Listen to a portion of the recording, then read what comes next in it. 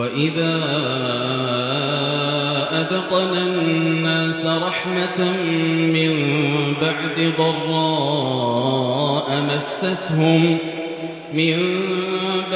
ضراء مستهم إذا لهم مكر في آياتنا قل الله أسرع مكرا إن رسلنا يكتبون ما تمكرون هو الذي يسيركم في البر والبحر حتى إذا كنتم في الفلك وجرين بهم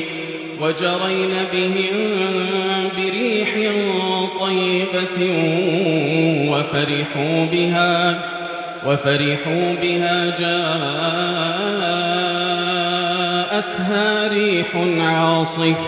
جاءتها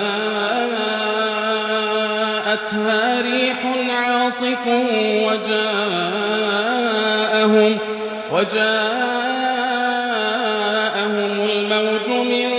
كل مكان وظنوا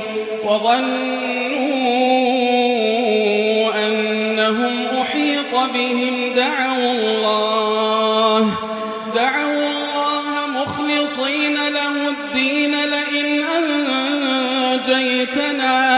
لئن أنجيتنا من هذه لنكونن من الشاكرين فلما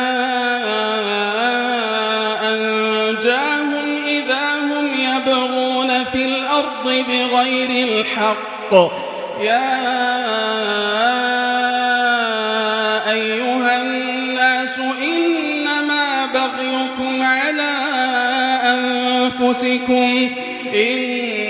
بغيكم على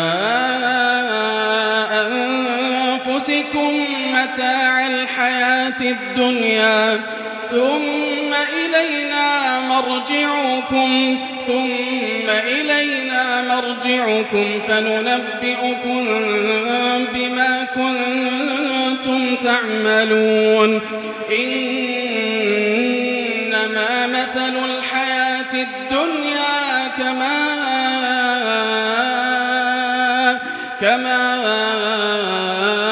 إن أنزلناه من السماء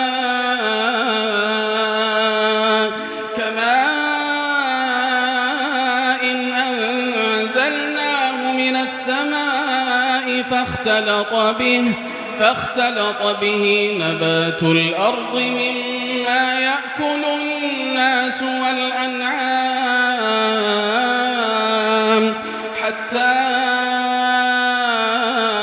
إذا أخذت الأرض زخرفها وزينت وظن أهلها أنهم قادرون عليها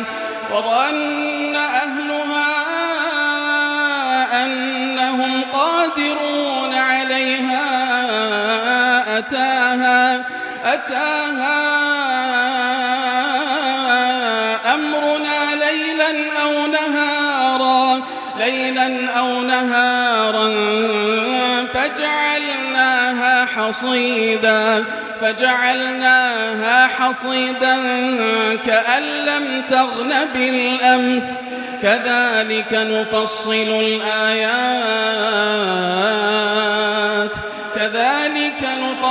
الآيات لقوم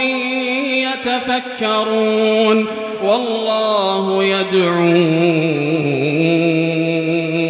إلى دار السلام ويهدي من يشاء إلى صراط مستقيم للذين أحسنوا الحسنى وزيادة ولا يرهق وجوههم قتر ولا ذلة أولئك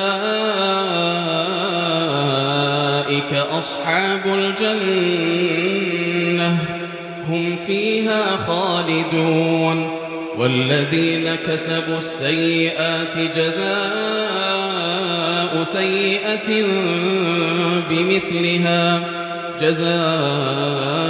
سيئة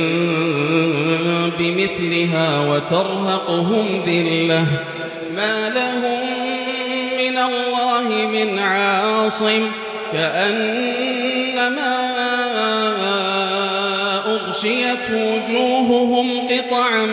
من الليل مظلما أولئك